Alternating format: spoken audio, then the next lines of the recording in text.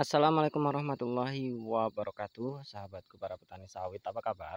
Semoga kalian selalu dalam keadaan sehat walafiat dan selalu dalam lindungan Tuhan Yang Maha Kuasa tentunya, dan selamat menunaikan ibadah puasa.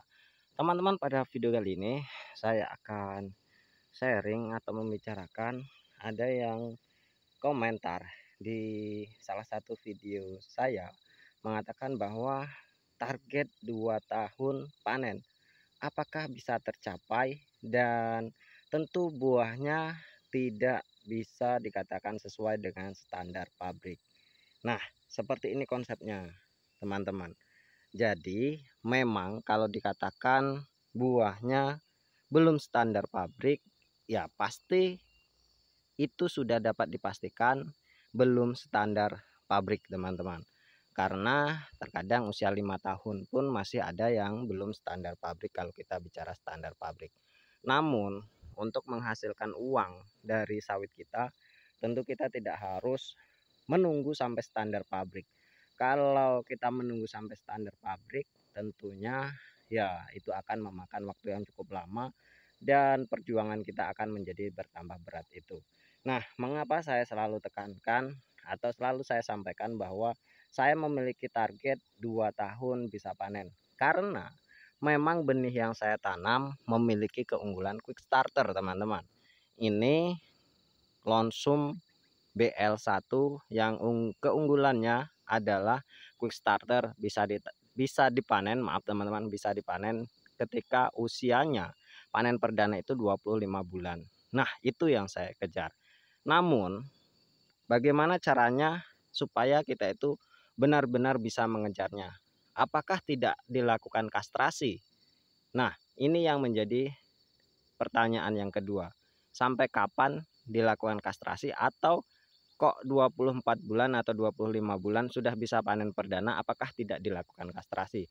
Tentunya saya lakukan kastrasi, teman-teman. Bisa kita lihat pertumbuhan ini. Ini usianya 14 bulan, teman-teman. Dan ketika umur 10 bulan kemarin, mereka ini sudah mengeluarkan bunga dompetnya. Ini, teman-teman. Ini yang belum saya kastrasi karena belum sempat.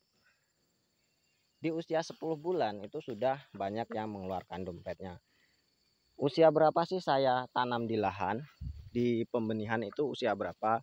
Selalu saya tekankan kita supaya melakukan perawatan yang baik di nursery, teman-teman. Di pre-nursery dan nursery itu harus memang benar-benar baik. Kalau saya tidak ada pre-nursery karena langsung ditanam di polybag yang besar, teman-teman.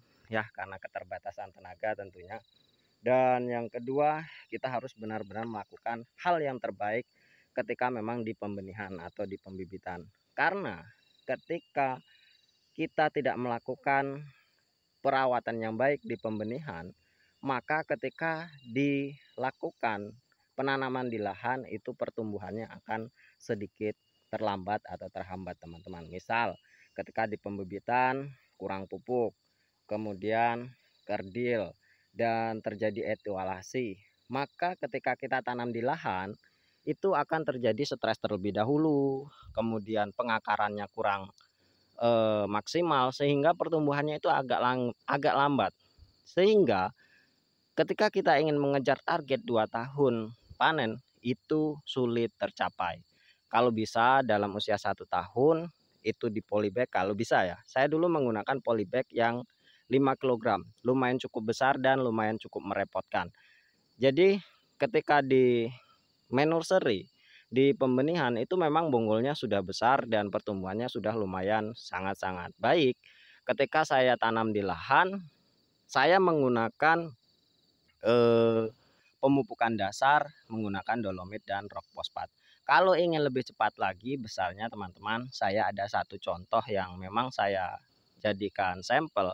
Gunakan lubang tanam yang lumayan cukup lebar, itu juga membantu dari pertumbuhan kelapa sawit kita. Nah, yang menjadi titik fokus kita itu adalah bagaimana caranya dalam usia 2 tahun bonggol sawit kita itu sudah besar dan sudah bisa menampung nutrisi untuk pembesaran buah, sehingga nanti ketika buah itu kita biarkan tidak kita kastrasi lagi, pembesaran batang itu masih tetap terus terjadi karena memang pertumbuhannya itu sehat. Itu teman-teman yang harus kita perhatikan dari pembenihan terlebih dahulu. Nah, usianya saya tanam itu pas 1 tahun. Jadi saya tanam itu 1 Januari, ya pokoknya bulan Januari. Jadi saya menghitungnya enak ini sudah bulan Maret, berarti 4 bulan setengah ya, 4 bulan 11 hari. Ini 11 Maret. Jadi bonggolnya alhamdulillah sudah sebesar itu. Dan usia 10 bulan tadi saya katakan bahwa saya sudah melakukan kastrasi pertama. Nah, rotasinya berapa kali kastrasi? Kalau berapa kali kastrasi saya tidak bisa menghitungnya karena saya hampir setiap hari ke kebun walaupun cuma sebentar. Jadi mana ada bunga-bunga ya saya cabut seperti itu. Nah, ini hasil dari kastrasi kemarin teman-teman. Dan alhamdulillah sudah seperti ini. Karena ini ketinggalan ya, saya cabut kemudian eh, tidak terkena semuanya. Nah, yang ingin saya sampaikan teman-teman, fokus kita adalah bagaimana caranya supaya bonggol sawit kita ini menjadi lebih besar. Yang pertama kita harus melakukan perawatan yang baik di main nursery itu tadi yang sudah saya sampaikan. Kemudian ketika kita tanam, lakukanlah perawatan yang terbaik. Saya selalu tekankan bahwa kita harus melakukan pemupukan dengan rotasi setiap bulan. Apakah itu tidak memberatkan bagi petani? Ya tentunya teman-teman, sebenarnya rotasi yang baik itu setiap bulan. Ada yang mengatakan 3 bulan sekali atau 4 bulan sekali. Nah, sebenarnya konsep 3 bulan sekali dengan 1 bulan sekali itu sebenarnya sama. Kecuali kalau kita menggunakan pupuk majemuk dan pupuk majemuk bisa dikatakan 3 bulan sekali atau setahun 3 kali atau 4 bulan sekali lah seperti itu. Nah, bisa dikatakan mengapa saya katakan sama, bahwa ketika kita menggunakan pupuk tunggal teman-teman, kita tidak boleh melakukannya secara bersamaan. Itu yang sebenarnya direkomendasikan. Jadi bulan pertama urea, bulan pertama dolomit, kemudian PSP, kemudian urea, kemudian KCL. Itu kalau yang menurut saya yang direkomendasikan adalah setiap 1 bulan. Nah, untuk satu jenis pupuk berarti kita melakukannya 4 bulan 1 kali. Urea itu 4 bulan 1 kali, TSP 1 bulan 1 kali. Nah, seterusnya seperti itu. Jadi nanti kita akan mendapatkan akumulasi pupuk yang memang benar-benar seimbang seperti itu. Kalau kita menggunakan pupuk majemuk ya berarti hanya dolomit dengan NPK. Seperti itulah kira-kira sederhananya. Jadi teman-teman, ketika kita ingin menargetkan 2 tahun sekali, 2 tahun panen, tentu itu akan bisa terjadi. Dan sampai kapan saya melakukan kastrasi? Katanya apakah tidak melakukan kastrasi? Tentu saya lakukan ketika mulai pertama muncul bunga hingga usia 20 bulan teman-teman. Nah, ketika usia 20 bulan itu saya stop lakukan kastrasi. Rencana saya berarti ini 14 bulan, berarti 6 bulan lagi masih saya lakukan kastrasi. Lumayan cukup lama teman-teman melakukan kastrasi. Dari usia 10 hingga 20 berarti 10 bulan saya melakukan kastrasi. Terus saya bulang. Nah, ketika ada yang mengatakan bahwa kita harus membiarkan bunga betina dan masih membuang bunga jantan.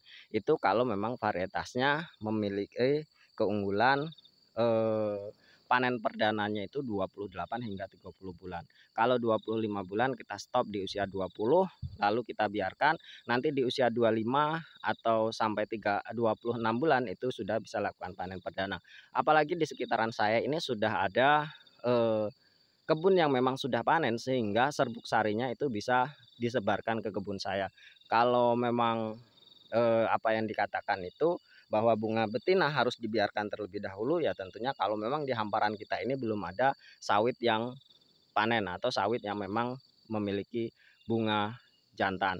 Kalau memang di sekitaran kita sudah ada sawit yang memang sudah panen, sudah berproduksi, tentu penyebaran dari bunga jantan itu atau pembungaannya itu akan mudah terjadi. Dan tentunya di dalam satu batang atau di dalam kebun kita pasti akan ada bunga jantan yang tumbuh untuk melakukan penyerbukan dari apa namanya, tangkai atau kebun kita ini. Nah, yang kedua teman-teman, yang ketiga yang saya lakukan bahwa saya seminimal mungkin atau semampu saya untuk tidak melakukan kontak dengan racun rumput teman-teman. Lihat kebun saya ya lumayan serut ya karena baru saya tebas 2 bulan yang lalu, ini sudah tinggi lagi. Ya inilah memang saya biarkan seperti ini supaya memang pertumbuhan dari serangga-serangga dan penyerbuk-penyerbuk itu memang selalu hadir di sini, karena memang bunga-bunga dari rumput ini mengundang dari hama, bukan hama ya, dari hewan-hewan yang memang berfungsi untuk melakukan penyerbukan. Itu yang saya lakukan. Jadi saya tidak pernah menyemprot piringan ataupun gawangan, karena kecuali ilalang ya. Ilalang itu memang agak sulit dikendalikan kalau kita tidak menggunakan racun rumput. Karena memang tujuan saya untuk terus menjaga ekosistem yang ada di kebun saya, supaya memang nanti pertumbuhan sawit saya memang benar-benar terjaga hingga usia 5 tahun mungkin baru nanti saya lakukan penyemprotan dengan menggunakan racun rumput. Nah, itulah titik fokus saya untuk bisa panen di 2 tahun. Tentu bisa, bisa. Apakah nanti sesuai standar? Ya tidak. Standar pabrik tentu tidak, teman-teman. Mungkin hanya 4 kilogram, 5 kilogram.